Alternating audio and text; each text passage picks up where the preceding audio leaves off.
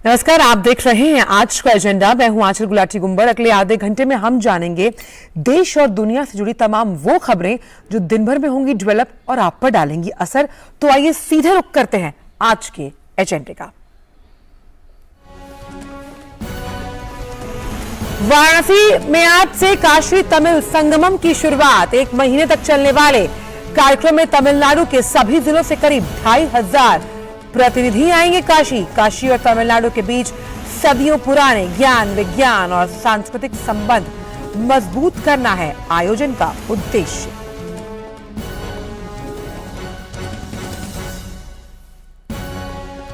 वाराणसी की एक अदालत ज्ञानवापी मस्जिद परिसर के अंदर पाए गए शिवलिंग की पूजा की अनुमति देने की मांग वाली याचिका पर आज सुना सकती है फैसला।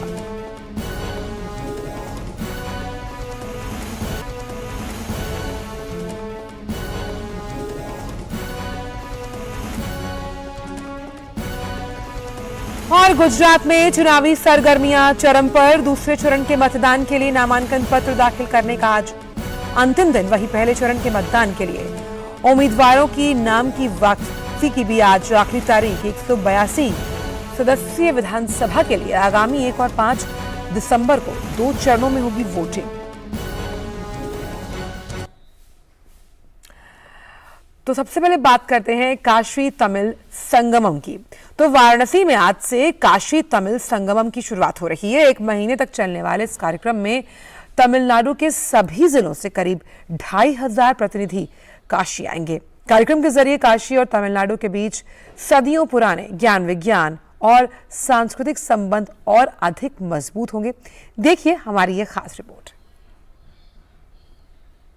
काशी हिंदू विश्वविद्यालय पूरी तरह सुसज्जित है भारतीयता के विशाल समागम के लिए। काशी और दक्षिण भारत के सांस्कृतिक सेतु बंध को और मजबूत करने के लिए पूरे मास भर वाराणसी में काशी तमिल संगम का आयोजन हो रहा है, जो 17 नवंबर से 16 दिसंबर तक चलेगा।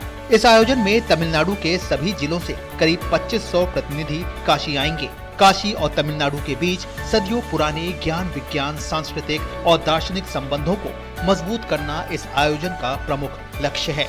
काशी का और तमिलनाडु का बहुत घनिष्ठ संबंध है। हजारों सालों से ये संबंध है। केवल आध्यात्मिक संबंध नहीं, आध्यात्मिक, शैक्षिक और वैज्ञानिक सभी प्रकार के संबंध है। केंद्रीय शिक्षा मंत्रालय के निर्देशन में आईआईटी मद्रास और काशी हिंदू विश्वविद्यालय इस समागम का आयोजन कर रहा है। महीने भर के इस आयोजन के तहत कुल 12 समूह पर काशी प्रवास पर आएंगे।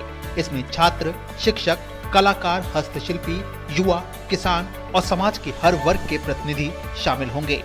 तमिलनाडु से लगभग 2500 लोग 12 ग्रुप्स में काशी विजिट करेंगे, यहाँ पर आएंगे और 2 दिन काशी को समझेंगे, काशी में रहेंगे और यहाँ की संस्कृति को समझेंगे और अपनी जो संस्कृति है उसको यहाँ पर शेयर करेंगे।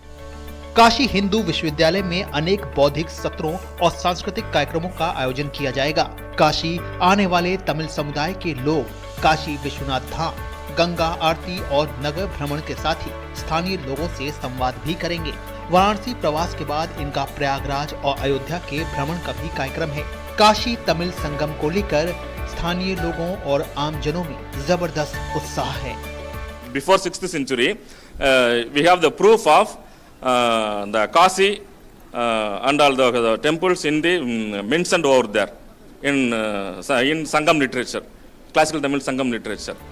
एक भारत श्रेष्ठ भारत की संकल्पना को साकार करता काशी तमिल संगम दोनों विशिष्ट संस्कृतियों की सदियों पुराने संबंधों को जोड़ने, खोजने और पुनर्व्याख्यायित करने का एक प्रयास है।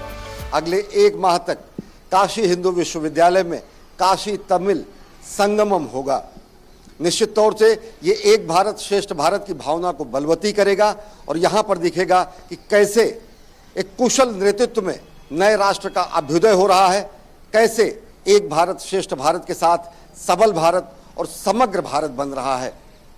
कैमरा पर्सन संदीप के साथ अश्विनी कुमार मिश्र, डीडी न्यूज, काशी हिंदू विश्वविद्यालय, काशी। तो काशी तमिल संगमम का आयोजन काशी हिंदू विश्वविद्यालय और आईआईटी मद्रास संयुक्त रूप से कर रहा है। इस बारे में और जानकारी के लिए काशी हिंदू विश्वविद्यालय के कुलपति प्रोफेसर सुधीर कुमार जैन से खास बात की हमारे संवाददाता अश्विनी मिश्र ने।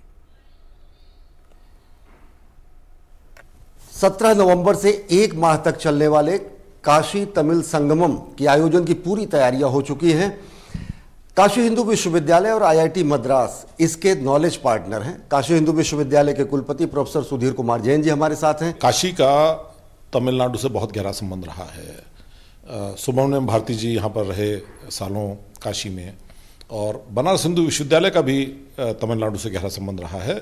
पहले 4 वाइस चांसलर्स में से 2 वाइस चांसलर तमिलनाडु से आए, और मेरा ख्याल है कि ये एक बहुत बड़ा और बहुत ही इम्पोर्टेंट एक कोशिश है कि कैसे इस तमिलनाडु के तमिल लोगों का काशी के साथ जो संबंध है उसको हम मजबूत करें और एक अच्छा ब्रिज बनाएं, एक अच्छा पुल बनाएं तमिलनाडु के और काशी के बीच में।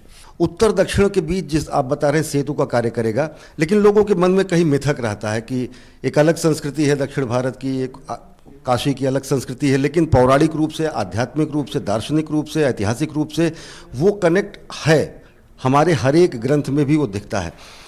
इस आयोजन को कैसे वो उस कनेक्ट को और मजबूत करेगा? कोशिश है कि तमिलनाडु से लगभग 2500 लोग 12 ग्रुप्स में काशी विज़िट करेंगे, यहाँ पर आएंगे और 2 दिन काशी को समझेंगे, काशी में रहेंगे और यहाँ की संस्कृति को समझेंगे और अपनी जो संस्कृति है उसको यहाँ पर शेयर करेंगे। प्रधानमंत्री जी एक भारत श्रेष्ठ भारत की संकल्पना सबके सामने रखते, समग्र भारत भी दिखेगी, पूरी संस्कृति उत्तर दक्षिण की यहाँ सिमटी हुई दिखेगी। ये एक मौका होगा जब यहाँ के लोग देखेंगे कि उनमें और तमिलनाडु में कितनी कॉमन एरियाज हैं, और तमिलनाडु के लोग समझेंगे कि उनमें और वाराणसी में कितना कॉमन। एक भावना आएगी कि दक्षिण और उत्तर सब एक है और देश एक कॉमन थ्रेड के साथ जुड़ा हुआ है। देश की सांस्कृतिक, आध्यात्मिक, बौद्धिक राजधानी में काशी में, और निश्चित तौर से एक भारत श्रेष्ठ भारत के मंतव्य को और मजबूत तो करेगा ही, समग्र भारत के सबल भारत, सशक्त भारत की संकल्पना को भी साकार करेगा। कैमरा पर्सन मुरलीधर पांडे के साथ अश्विनी कुमार मिश्र, डीडी न्यूज, काशी। तो काशी तमिल संगमम को लेकर प्रशासन पूरी तरह से मुस्तैद, वहीं आमजन भी इस आयोजन को लेकर बेहद उत्साहित। देखिए। काशी तमिल संगमम एक भारत श्रेष्ठ भारत के तहत तमिलनाडु और काशी के बीच में जो सांस्कृतिक संबंध है उसको प्रदर्शित करने के लिए और कल्चरल एक्सचेंज के लिए इसको आयोजित किया जा रहा है। इसमें भारत सरकार के शिक्षा मंत्रालय और चेन्नई के आईआईटी और वाराणसी के जो बीएचयू, इन लोगों के सहयोग से ये किया जा रहा है। काशी तमिल संगमम में जो आयोजन हो रहा है माननीय प्रधानमंत्री जी के विजन के अंदर, उसका बड़ा ही अच्छा प्रभाव वाराणसी के व्यापार पे और देश की उन्नति में ऐसा होगा, ऐसी मेरी मानना है और सभी का यहाँ खूब स्वागत है। मुझे ऐसा लगता है कि इस तरह के आयोजन निरंतर जो है बराबर होते रहने चाहिए, जिससे कि ये संभावनाएं बनती हैं कि ये जो एक संगम, महासंगम हमारे प्रिय सांसद हमारे नरेंद्र भाई मोदी जी हैं, तो वो इस तरह के जो है मौक़ों को लेकर आता है कि महासंगम, उनको एक महासंगम का रूप दे देते हैं। और इसी बड़ी खबर पर हमारे साथ हमारे 2 संवाददाता वाराणसी से जुड़ रहे हैं। हमारे साथ अश्विनी मिश्र जुड़ रहे हैं वाराणसी से, साथ ही साथ हमारे साथ जुड़ रहे हैं हरिकेश सिंह बहादुर। अश्विनी, सबसे पहले आपके पास आना चाहूंगी क्योंकि आप काशी में मौजूद हैं और कहा जाता है मैं काशी हूं, सुन आनंदित हुआ बनारस। तो किस तरह से आध्यात्मिक तौर पर, सांस्कृतिक लिहाज से और इसके साथ साथ जब हम बौद्धिक संस्कृति की विरासत की बात करते हैं, किस लिहाज से आज इसका आयोजन किया जा रहा है तमिल संगमम को लेकर? अश्विनी से ही पूछा है मैंने ये सवाल। अद्भुत आयोजन हो रहा है। अगर देखें तो आंचल अद्भुत आयोजन है। ये ऐसा आयोजन है जो कि काशी को तेन काशी से मिलाएगा। ये ऐसा आयोजन है जो काशी को शिवगंगा से मिलाएगा। ये ऐसा आयोजन है जो गंगा को कावेरी से मिलाएगा। ये ऐसा आयोजन है जो विश्वेश्वर को रामेश्वर से मिलाएगा। और सबसे बड़ी बात यह है कि जो भ्रांतियां हैं, जो ऐसी मानसिकता है जो कहीं ना कहीं उत्तर दक्षिण का जो विभेद करती है, वो स्पष्ट तरीके से उस विभाजन रेखा को भी समाप्त करेगा। ऐसा कुछ है ही नहीं। हम खुद अभी आपसे बताएंगे कि किस तरीके से सदियों पुराने, हजारों साल से हमारे सांस्कृतिक बौद्धिक संबंध रहा है। आज से काशी एक मंथ का काशी तमिल संगमम का आयोजन हो रहा है। ये कितना एक भारत श्रेष्ठ भारत की भावना को मजबूत करता है। ये कम से कम हम लोग का जो तमिल संगमम है, 1 लाख से लेकर 1.5 लाख आदमी जो इधर आएगा अभी इसको जो तमिल संगम के लिए, वो जो तमिल संगम जो चल रहा है वो अलग से जो उन लोग पार्टी आने वाला है। जो हम लोग जो आया हुआ, जो हम लोग जो पर्सनल है, अपना पर्सनल यात्रा करके हम लोग आया हुआ जी, जो हम उस बारे में भी आपसे पूछेंगे कि आप वो बात बताएं कि कैसे रामेश्वरम से बालू लाकर यहाँ पर आप पूजा करते हैं, गया जाते हैं, अयोध्या जाते हैं। हजारों साल से ये परंपरा रही है और काशी के, तमिलनाडु के गांव-गांव से लोग यहाँ आते हैं। जो तमिलनाडु, हम तमिलनाडु कडलूर डिस्ट्रिक्ट से आया हुआ, जो इसी में क्या जो रामेश्वरम से जो मिट्टी लेके आया, बालू लेके आया, बालू लेके आके इधर आके काशी में आके इधर हम लोग जो उसको मूर्ति बना के उसको हम लोग पूजा करते हैं। उसको पूजा करके इधर जो अभी पूजा करके उसको सब कुछ इधर पालाभिषेक किया, जो उसके साथ जो सभी जो अभिषेक जो होता है उसको जो मिट्टी में भी करता है, करने के बाद जाके जो गंगा में जाके उसको मिला देता है। अभी जो हम लोग जो यात्रा है इधर से खत्म हो गया। अभी यहाँ से हम लोग रिटर्न तमिलनाडु जाएगा, तो यहाँ से जो तीर्थ लेके जाएगा वो तमिलनाडु जो रामेश्वरम है उधर लेके जाके फिर उधर जाके फिर अभिषेक करेगा। उसके बाद हमारा जो रामेश्वरम में जाने के बाद ये कंप्लीट हो जाएगा। यहाँ से गंगा जल ले जाके रामेश्वरम में भगवान का अभिषेक करना, रामेश्वरम से बालू लाकर यहाँ पर काशी विश्वनाथ में शिवलिंग का निर्माण करके गंगा में विसर्जन करना, ये परंपराएं हजारों साल से चल रही हैं। और सबसे बड़ी बात ये बताती है कि कैसे विविधता में एकता के तहत हम समग्रता के रूप में, सनातन संस्कृति के रूप में, भारतीयता के रूप में जुड़े हुए हैं। और यही खूबसूरती है हिंदुस्तान और हिंदुस्तानियत की। और उसी का सबसे बड़ा उदाहरण होगा ये तमिल संगमम जो काशी में 1 महीने चलेगा। अश्विनी, क्योंकि कहा जाता है कि कोस कोस पर बदले पानी, 4 कोस पर बानी, लेकिन यहाँ पर जब हम देख रहे हैं ऐसा लग ही नहीं रहा कि ये लोग तमिलनाडु से आए हैं। ये काशी वासी लग रहे हैं, उनके रंग में रंगे हुए हैं। और इसीलिए शायद जब भारत के बारे में कहा जाता है कि एक भारत श्रेष्ठ भारत, तो ये तस्वीरें जो हम डीडी न्यूज के मंच के माध्यम से अपने दर्शकों को दिखा रहे हैं, यही भारत की खूबसूरती, उसकी सशक्तता और उसकी अनुभूति और उसके साथ आत्मसात करने का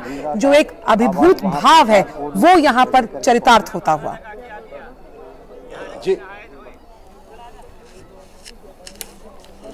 निश्चित तौर से अगर देखें तो वही भाव यहाँ पर मजबूत होता है। वही स्थितियां ऐसी बन रही है कि लोग उसको समग्रता में एहसास करेंगे।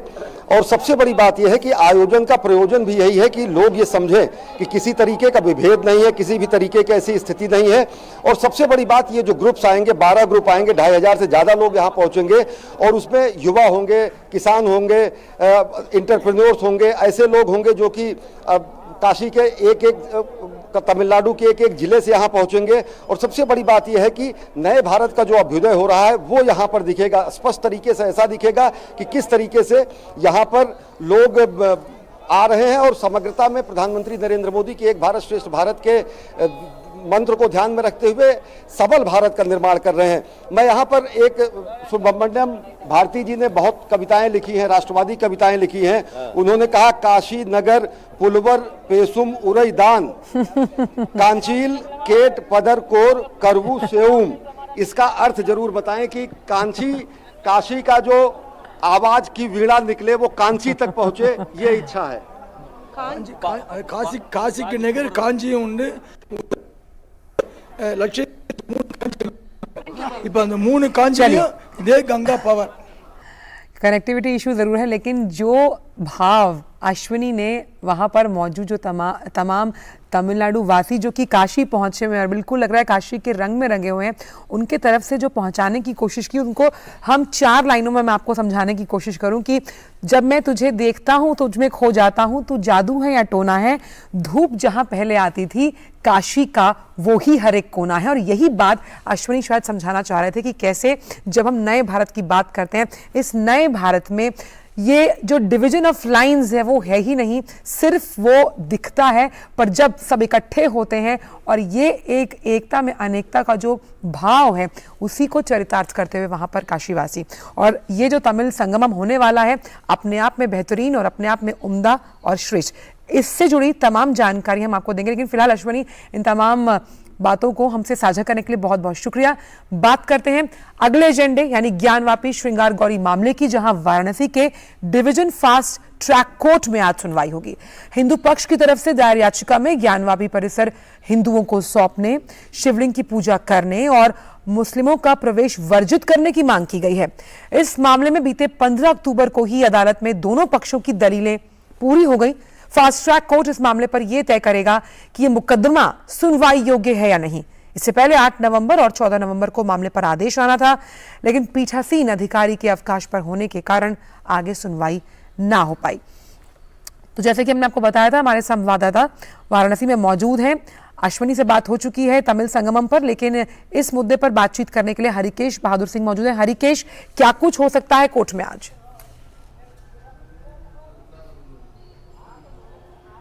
देखिए आंचल, जैसा कि आप बता रहे थे कि ज्ञानवापी का जो मामला है उसमें एक महिला किरण सिंह जी ने याचिका दायर की और वो फास्ट ट्रैक कोर्ट को दे दिया गया। उस पर हिंदू पक्ष ने या मांग की है, जो आप 3 मांगे आपने बताई हैं, कि एक तो वो पूरा परिसर, चूंकि ये मामला सर्वे के बाद आया है, जो कथित एक शिवलिंग उसमें पाया गया, हिंदुओं ने उस पर अपना अधिकार जताया है। तो बाबा को जो यहाँ मान्यता है कि किसी भी मंदिर को बिना पूजा पाठ के ऐसे नहीं छोड़ा जा सकता, दैनिक जो आरती होती है, भोग लगता है, ये सब पूर्ण करने के लिए वो उसमें मांग की गई है कि वो की जाए। उसके बाद वो परिसर पूरा जो ज्ञानवापी मस्जिद परिसर है वो हिंदुओं को दे दिया जाए और मुस्लिमों को उस पर प्रतिबंध लगा, जैसा कि आपने बताया भी। अब ये फास्ट ट्रैक कोर्ट में मामला आया, हिंदू पक्ष ने अपना विचार रखे कोर्ट के सामने, मुस्लिम पक्ष ने भी अपने विचार रखे, विरोध जताया इसका, और उनका विरोध बार बार यही है कि इस तरह के जो मामले हैं वो पोषणीय नहीं है, यानी कोर्ट सुन नहीं सकती है। तो दोनों पक्ष ने अपने विचार रख दिए हैं। चूंकि कोर्ट के सामने है, जैसा आपने बताया कि 2 तारीख पहले पड़ चुकी थी जिनमें कोर्ट को फैसला सुनाना था, तो आज हम लोग उम्मीद करते हैं आंचल कि इस फास्ट ट्रैक कोर्ट में यह फैसला आ ही जाएगा कि यह पोषणीय है या नहीं है। जब यह पोषणीयता पर इसके अगर न्यायालय कह देती है तो फिर इसके आगे और सुनवाई होगी। तो इसके अलावा मैं आंचल आपको बताऊं कि जो ज्ञानवापी का मामला है, इसमें कई केस जो है दायर हो चुके हैं अब और चूंकि ज्ञानवापी जो मस्जिद कही जाती है उसमें श्रृंगार गौरी के दर्शन को लेकर 5 महिलाओं ने याचिका दायर की थी और उसी के आधार पर कोर्ट ने सर्वे का करने के लिए आदेश किया था। यह मामला हाई कोर्ट से होते हुए सुप्रीम कोर्ट तक पहुंच गया और सर्वे जो है वो पूरा हुआ। उस सर्वे के दौरान ही ये जो चीजें निकल कर आई, उसके बाद जो है ये मांग आई है। तो पूरा जो, चूंकि ये मामला काफी पुराना है और अब तो काशी विश्वनाथ धाम जो एक भव्य दिव्य रूप ले चुका है, उसके बीच में यह स्थित है आंचल, और उसी की आज चूंकि फास्ट ट्रैक कोर्ट में सुनवाई है तो लोग उम्मीद कर रहे हैं कि आज फैसला आ ही जाना चाहिए। बिल्कुल, तो आज फैसला संभव होगा। इस पर आगे भी आपसे अपडेट्स देते रहेंगे। बहुत बहुत शुक्रिया हरिकेश, इन तमाम जानकारी को हमसे वाराणसी से साझा करने के लिए। तो अहम दिन है, आज कोर्ट में फैसला आ सकता है इस पर। अब बात करते हैं कुछ चुनावों से जुड़ी हुई। तो गुजरात में दूसरे चरण के मतदान के लिए नामांकन पत्र दाखिल करने का आज अंतिम दिन है। दूसरे चरण में 93 सीटों पर 5 दिसंबर को मतदान होगा। वहीं राज्य में पहले चरण के प्रत्याशियों की संख्या भी आज तय हो जाएगी। पहले चरण के लिए मतदान के लिए उम्मीदवारों के नाम की वापसी का आज अंतिम दिन। राज्य के 182 विधानसभा सीटों में से पहले चरण में 89 सीटों पर 1 दिसंबर को वोट डाले जाएंगे। नामांकन पत्रों की जांच के बाद यहां फिलहाल 999 उम्मीदवार शेष बचे हैं। इस बीच भाजपा ने कल 3 और उम्मीदवारों की सूची जारी की। पार्टी अब तक गुजरात के बड़ौदा जिले के मांजलपुर सीट को छोड़कर 181 विधानसभा सीटों पर अपने उम्मीदवार घोषित कर चुकी है। और इसी खबर पर बात करने के लिए हमारे साथ मौजूद हैं हमारे संवाददाता शैलेंद्र मिश्र। तो शैलेंद्र, अगर हम गुजरात के चुनावों की बात करें तो दूसरे चरण के मतदान के लिए नामांकन दाखिल करने का आज अंतिम दिन। कई ऐसे प्रत्याशी हैं जो आज नामांकन दाखिल करेंगे। किस तरह का चुनावी माहौल? देखिए, हम जानते हैं कि कल गुजरात के जो मुख्यमंत्री हैं उन्होंने अपना नामांकन दाखिल किया था और उस वक्त गृह मंत्री अमित शाह मौजूद थे और हम धुआंधार प्रचार देख रहे हैं कि सभी दलों की तरफ से उसकी शुरुआत हो चुकी है।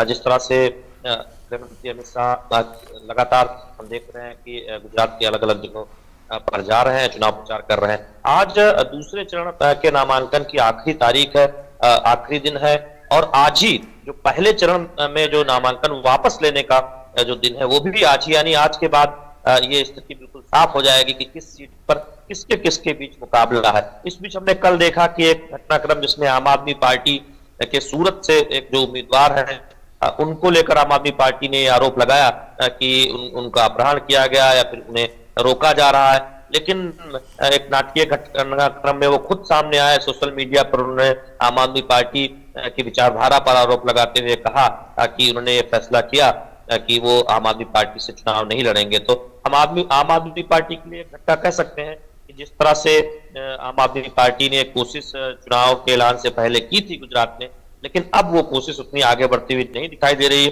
जब हम देख रहे हैं कि उनके उम्मीदवार ने एक सूरत जैसी जगह पर जहां आम आदमी पार्टी को बड़ी उम्मीदें या जो शुरुआती जब चुनाव से पहले जो कैंपेन या जो मेहनत दिखाई देती थी आम आदमी पार्टी की, तो सूरत पर बहुत ध्यान था, लेकिन वहीं के उम्मीदवार ने आम आदमी पार्टी से चुनाव लड़ने से इंकार करते हुए उम्मीदवारी वापस ले ली है। तो इससे निश्चित तौर पर आम आदमी पार्टी के जो अभियान को एक झटका लगा है। आज के बाद जब नामांकन खत्म हो जाएगा तब हम देखेंगे कि चुनाव प्रचार में एक नई धार देखने को मिलेगी और जो दूसरे चरण के लिहाज से देखें, जब नामांकन वापसी की तारीख जब खत्म हो जाएगी तब हम कह सकते हैं कि अगले हफ्ते से बहुत धुआंधार चुनाव प्रचार होगा। लेकिन इसी सप्ताह जब इस सप्ताह के अंत में हम देख रहे हैं कि संभवतः बीजेपी की तरफ से प्रधानमंत्री नरेंद्र मोदी जा सकते हैं और ऐसे में तमाम खबरें आ रही हैं कि बीजेपी अपने चुनाव प्रचार को बहुत धार देने वाली है और मैं कह सकते हैं कि सप्ताह के अंत से चुनाव प्रचार में और रंग देखने को मिलेगा गुजरात।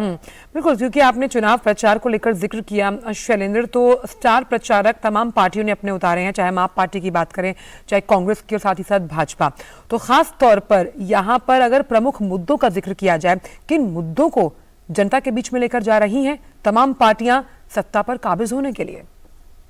देखिए, सत्ताधारी दल है बीजेपी और जो पिछले तकरीबन 3 दशकों से अगर कहें तो राज्य की सत्ता में है और ऐसे में डबल इंजन सरकार के जो फायदे हैं और जिस तरह से गुजरात में विकास हुआ है, बीजेपी का कहना है कि आज का जो आधुनिक गुजरात दिखाई देता है वो बीजेपी और प्रधानमंत्री नरेंद्र मोदी की अगुवाई में जब वो मुख्यमंत्री थे तब से लेकर अब तक जब वो प्रधानमंत्री के तौर पर काम कर रहे हैं, तो हम देख रहे हैं कि किस तरह से आज गुजरात आगे बढ़ा है प्रति व्यक्ति आय के मामले में या फिर औद्योगिकरण मामले में, या जिस तरह से गुजरात ने आधुनिक बुनियादी ढांचे की एक तस्वीर पेश की है देश और दुनिया के सामने, तो वो एक बहुत बड़ा मुद्दा है। यानी विकास के जो नए नए मानक है उसमें गुजरात किस तरह से अग्रणी है उसे सामने रखकर बीजेपी ये चुनाव लड़ रही है और वो इसको बहुत बड़ा मुद्दा बना रही है। दूसरी बात यह है कि दूसरी तरफ कांग्रेस पार्टी है जो लगातार पिछले कुछ चुनाव में आप देखें तो मुख्य प्रतिद्वंदी रही है, मुख्य विपक्षी दल रही है और आमतौर पर देखें इस बार के चुनाव को छोड़ दे जहां आम आदमी पार्टी कोशिश कर रही है कि वो कुछ त्रिकोण बना सके, हालांकि वो कितना सफल होगी ये बात शैलेंद्र, जो एक चीज हमने तीनों पार्टियों की सूची में देखी जब सूची जारी की गई है कि उसमें युवाओं को तरजीह दी गई है, तो एक बात तो तमाम पार्टियां समझ गई हैं कि अगर चुनावी अभियान को धार देनी है, चुनावी अभियान को जीतना है, आम जनता के मन के बीच की खाई को पाटना है, तो युवाओं को नजरअंदाज कतई नहीं किया जा सकता। देखिए, युवाओं पर सभी दलों का जोर है लेकिन अलग अलग वजह है। आप अगर बीजेपी को देखें आंचल, तो गुजरात में एक परंपरा रही है कि युवाओं को ज्यादा से ज्यादा मौका देने की पार्टी चुनावी राजनीति में कोशिश करती है, लेकिन इस बार बड़े स्तर पर यह प्रयास हुआ है। जो बुजुर्ग नेता है उनको संगठन के काम की जिम्मेदारी दी गई है, बाकी जिम्मेदारियों में लगाया गया और हमने देखा कि आधे दर्जन से बड़े वरिष्ठ नेताओं ने खुद चुनाव लड़ने से मना किया और नई पीढ़ी के लिए रास्ता दिया। तो हम एक तरह से कह सकते हैं कि जनरेशनल चेंज जिसे बोलते हैं अंग्रेजी में, वो गुजरात में स्थानीय स्तर पर देखने को मिल रहा है, जब बड़े स्तर पर युवाओं को मौका दिया गया है चुनावी राजनीति में। दूसरी तरफ कांग्रेस पार्टी है, जिसके कई युवा नेता इस चुनाव में पहले ही पार्टी छोड़कर बीजेपी में जा चुके हैं या फिर पार्टी छोड़ चुके हैं, तो उसके पास एक तरह से उतने विकल्प नहीं थे, इसलिए उसने कुछ नए चेहरों पर हाथ आजमाया है, युवाओं को मौका देने की कोशिश की है, क्योंकि चुनाव दर चुनाव वो चुनाव हारती रही है, तो उसको लगता है कुछ युवाओं को टिकट देकर शायद उसकी स्थिति बेहतर हो। और तीसरी बात यह है, नाचल आम आदमी पार्टी दरअसल वो अपना स्थान बनाने की कोशिश कर रही है, तो उन्हें लगता है कि युवाओं को टिकट देकर या युवाओं को साथ लेकर कुछ इम्पैक्ट या कुछ असर गुजरात के चुनावों में डाला जा सकता है। तो अलग अलग वजह है, लेकिन ये जरूर है कि गुजरात में इस बार युवाओं का बोलबाला है। बिल्कुल। और जिस तरह से आपने कहा कि आने वाले चुनावी दिनों में प्रचार और प्रसार बहुत तेजी से किया जाएगा, तो यहाँ पर जो मुकाबला है वो दिलचस्प और रोमांचक होगा। बहुत बहुत शुक्रिया शैलेंद्र इन तमाम जानकारियों को हमसे साझा करने के लिए। तो आज के एजेंडे में हमने आपको तमाम 3 एजेंडे दिखाए, जहाँ पर ज्ञानवापी श्रृंगार गौरी मामले से जुड़ा मामला है। उसके बाद हमने आपको बताया कि किस तरह से काशी तमिल संगमम को लेकर कैसी तैयारियां हैं, और गुजरात विधानसभा चुनावों को लेकर भी जो तमाम प्रत्याशी हैं वो किन मुद्दों को लेकर जनता के बीच में जा रहे हैं। तो इस कार्यक्रम में बस इतना ही। मुझे मेरी पूरी टीम को दीजिए इजाजत। आगे आप देख सकते हैं न्यूज़ 18 मेरे सहयोगी चंद्रशेखर जोशी के साथ। नमस्कार।